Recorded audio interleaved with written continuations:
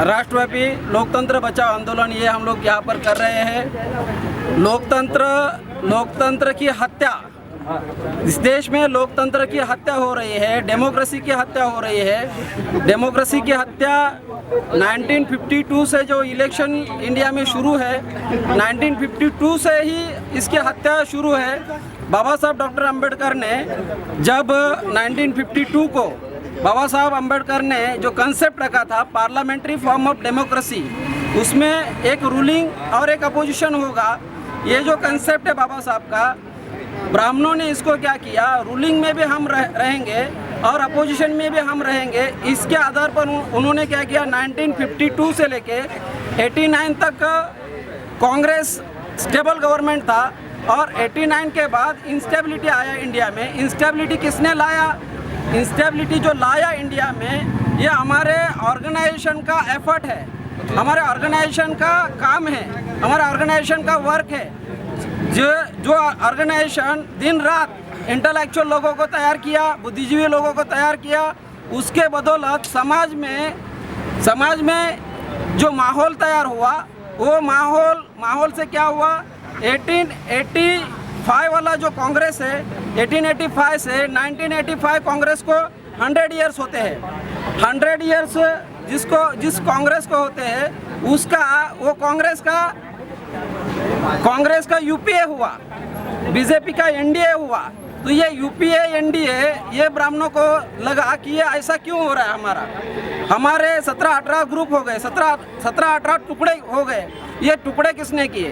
तो उन्होंने देखा तो टुकड़ा किसने किया, तो हमारे मूवमेंट के वजह से उनका ये सत्यानाश हुआ।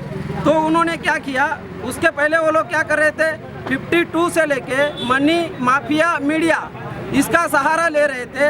अभी 1989 के बाद देखा इन्होंने कि आने वाले समय में ये लोग अपोजिशन में आएंगे। जैसे ही इंडिया में इंस्टेबिलिटी आया, इंस्टेबिलिटी के बाद इंडिया में क्या हुआ, इंस्टेबिलिटी के बाद शूद्र और अनटचेबल लोगों का गवर्नमेंट बनने लगा।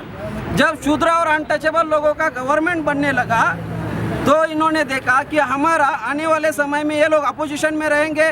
जैसे एच.डी. देवेगौड़ा रूलिंग में, H D. Deve Gowda prime minister of India हुआ था। तो उसके बाद एक भी हमारे मतलब SC ST OBC माइनॉरिटी में से प्राइम मिनिस्टर और हमारे बलबूते बहुजन समाज का नहीं हुआ। तो इन्होंने देखे कि बहुजन समाज के छोटे छोटे स्टेट लेवल की पार्टियां डेवलप हो रही है, इन पार्टियों को भी ख़त्म करना चाहिए।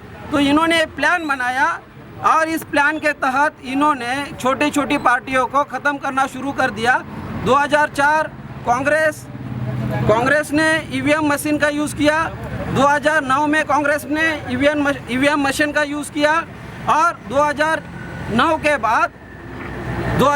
बाद उन्होंने कहा कि अभी ब्राह्मणों ने ही डिसाइड किया कि 2009 के बाद बीजेपी को 10 साल के लिए अगेन, मतलब 2014 के लिए उन्होंने बीजेपी को कहा कि भाई अभी आप रूल करो।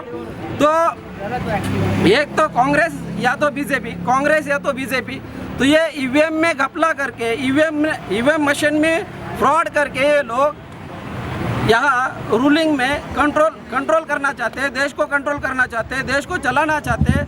क्योंकि जुडिशरी, मीडिया, पार्लियामेंट, एडमिनिस्ट्रेशन पर अगर कंट्रोल होगा तो ही ये रूलर बन सकते हैं, रूलर रह सकते हैं। इसीलिए इन्होंने रूलर रहने के लिए हमारे लोग तो क्लास है, SC ST OBC के अधिकारी लोग जो है उनको ब्राह्मणों ने क्लास बनाया है।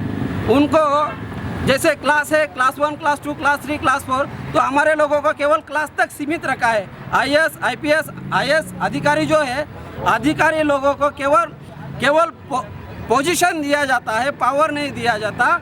और पावर का इस्तेमाल होता है। तो ये लोग हमारे लोगों को पावर में आने नहीं देना चाहते। तो 1952 से लेके money mafia, media and electronic voting machine का यूज़ करते करते ये ब्राह्मणों का आखिरी षड्यंत्र है, जिसे हम लोगों ने उजागर किया है।